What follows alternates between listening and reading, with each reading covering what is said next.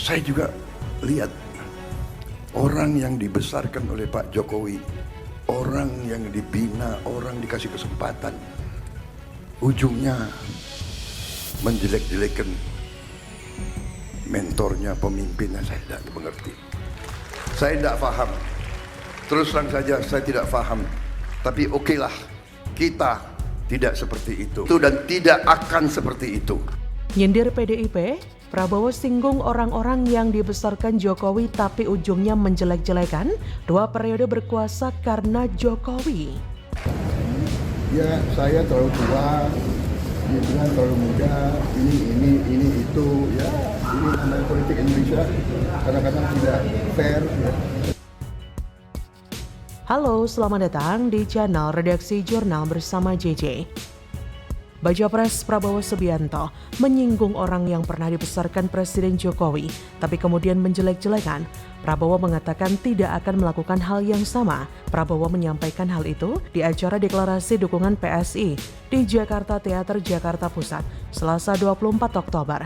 Prabowo semula menyampaikan dirinya tidak putus asa dan fokus mengabdi pada bangsa dan rakyat. Prabowo kemudian menyinggung soal sulitnya menghargai bangsa sendiri. Prabowo mengatakan terkadang ada yang tidak bangga dengan Indonesia. Lebih lanjut, Prabowo bicara soal menghormati dan menghargai mentor, guru, hingga pemimpin yang sudah membesarkan. Prabowo mengatakan saling menghormati adalah penting. Namun menurut Ketum Gerindra itu, era sekarang justru nilai-nilai tersebut berubah. Prabowo menyinggung ada yang beranggapan boleh untuk tidak membalas budi. Prabowo juga melihat orang yang dibesarkan Jokowi, orang yang dibina, dikasih kesempatan, ujungnya menjelek-jelekan mentornya, pemimpinnya. Memang ada benarnya juga perkataan Prabowo. Kini semua seakan menjelekan Jokowi. Padahal yang namanya politik kemarin kawan, kini jadi lawan juga wajar. Tinggal rakyat yang menentukan pilihan dan menilai. Jokowi itu bukan malaikat yang tidak pernah berbuat salah. Tapi biar bagaimanapun kita semua harus mengakui bahwa di tangan dingin Jokowi lah infrastruktur kita terbangun. Bendungan-bendungan besar terbangun. Bahkan kereta cepat yang tidak dimiliki semua negara bisa dikerjakan dengan cepat olehnya. Politik itu dinamis seperti kata banyak orang. Hari ini kawan, besok bisa jadi lawan. Begitupun sebaliknya. Mungkin inilah yang terkadang membuat kita tidak suka dengan yang namanya politik karena banyaknya intrik. Intrik kepentingan mewarnai berbagai perjalanan politik suatu bangsa. Saking kotornya politik, saya sempat benci dengan yang namanya politik. Namun akhirnya saya sadar bahwa tanpa politik, maka suatu negara tidak akan mampu berjalan semestinya. Segala intrik serta strategi politik memang bertujuan untuk membangun sebuah bangsa. Dalam perjalanannya lahir 2 sisi politik yang seperti 2 sisi koin. Ada yang memang berpolitik karena untuk kebaikan bangsa dan negara, ada pula yang berpolitik demi kepentingan kelompok sendiri dan golongannya. Inilah yang pada akhirnya melahirkan banyak para politikus yang hanya mementingkan diri sendiri tanpa memikirkan bangsa dan negara. Bicara politik tentu saja kita tidak bisa memisahkannya dari yang namanya strategi. Strategi politik yang jitu tentu harus dimainkan demi memenangkan kekuasaan. Kekuasaan yang tentunya untuk kepentingan bangsa dan negara. Strategi politik yang dimainkan juga seperti strategi militer, walaupun tidak ada perang fisik. Dalam strategi politik yang dimainkan adalah perang mental, menebak langkah lawan politik, serta bagaimana menghalau segala langkah lawan sebelum mereka sempat melangkah lebih jauh. Strategi politik ini seperti bermain catur di atas papan catur. Salah langkah dalam strategi politik, maka bukan tidak mungkin kitalah yang akan digulung oleh kekuatan politik itu sendiri. Parpol, besar atau kecil, memiliki kepentingan masing-masing. Mereka semua berlomba menjadi penguasa, lewat parlemen ataupun pemerintahan. Berbagai cara dilakukan demi menarik dukungan masyarakat. Tujuannya cuma satu, mendapat suara tertinggi dalam pemilihan umum, sehingga posisi tawar menjadi lebih tinggi nantinya. Disinilah terkadang saya kurang sreg dengan perlombaan mendapat suara tertinggi. Wajar jika semua parpol berusaha menjadi nomor 1 dalam semua perhelatan pemilihan umum.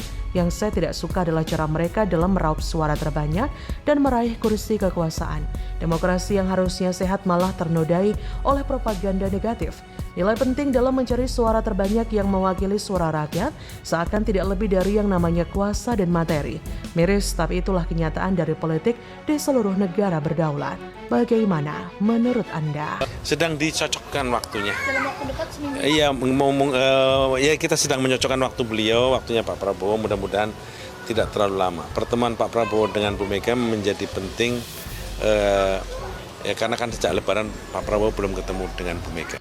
Gibran gak berani pamit ke Megawati?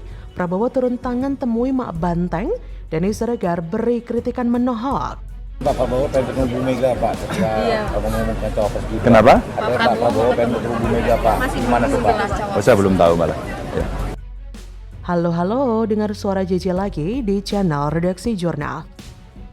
Seperti dilansir dari fajar.co.id, Capres Koalisi Indonesia Maju, Prabowo Subianto, meminta bertemu dengan Megawati Soekarno Putri setelah memilih Gibran sebagai cawapresnya.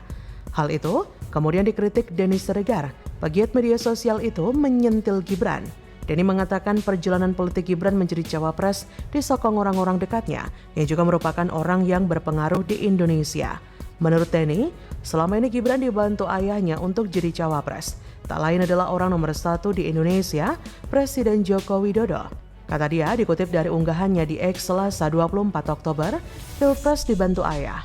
Karena usianya belum cukup 40 tahun sebagaimana Undang-Undang Pemilu, Denny mengatakan Gibran kembali dibantu pamannya.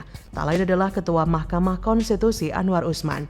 Kata Denny Siregar, sidang dibantu paman. Tak berhenti sampai di situ. Setelah diumumkan sebagai cawapres KIM, Gibran kembali dibantu berpamitan dari PDIP, partai yang mengusungnya sebagai wali kota Solo.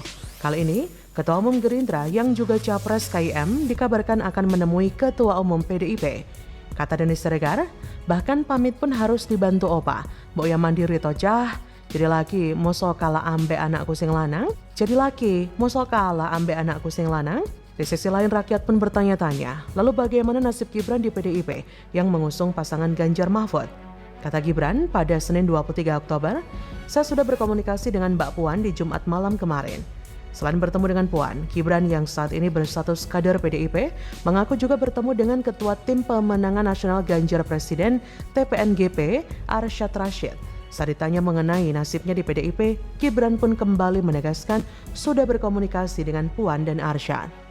Kalau menurut saya sih tidak perlulah ketemu setelah apa yang terjadi selama ini. Khususnya setelah tindakan Prabowo memaksa Gibran untuk menjadi bacawa presnya tanpa meminta izin lebih dulu kepada sesama ketua umum partai. Ini kan lucu, kok senang menabrak aturan dan melanggar etika kayak orang gak paham aturan aja. Ibarat kata mau meminang anak orang, semua sudah disiapkan dan pengumuman pernikahan sudah tersebar di seantero jagat. Calon besan malah tahu dari media. Karena yang punya niat belum pernah datang secara langsung untuk nembung akan meminang anaknya agar dinikahkan dengan putra-putrinya. Kok kayak main paksa ya? Mirip orang yang dikelabui terus tanpa sadar mengikuti keinginan orang yang mungkin saja berniat menculiknya. Kok mirip kayak dulu?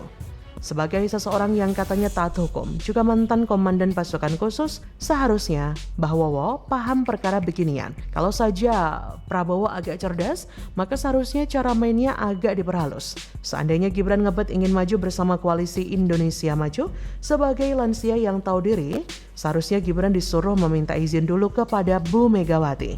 Terus kalau memang tidak diizinkan, ya mending cari orang muda yang lain seperti AHY misalnya, sebagai sosok kandidat yang ngenes karena nggak ada yang melirik sebagai bacawa pres. Cuma kini ibarat ungkapan, nasi sudah jadi bubur alias sudah agak terlambat untuk memperbaiki gaya pendekatan kepada Gibran. Image bermain politik tanpa etika kini seperti terstempel di dahi seorang Prabowo karena seenaknya sendiri mencomot kader potensial milik lawan politiknya, lalu berpikir dirinya bisa mengurus perizinan lebih awal. Jadi bagaimana sekarang? Ya kita lihat saja nanti sejauh mana Mak Banteng bersedia menerima kunjungan syarat hal politis ala Mbah Wowo. Saya harap sih tidak segampang itu menerima kedatangan pihak musuh yang sudah jelas akan berseberangan, juga berpotensi memecah belah soliditas partai pemenang 2 kali Pilpres itu. Kalau saya sih, big no. Bagaimana menurut Anda?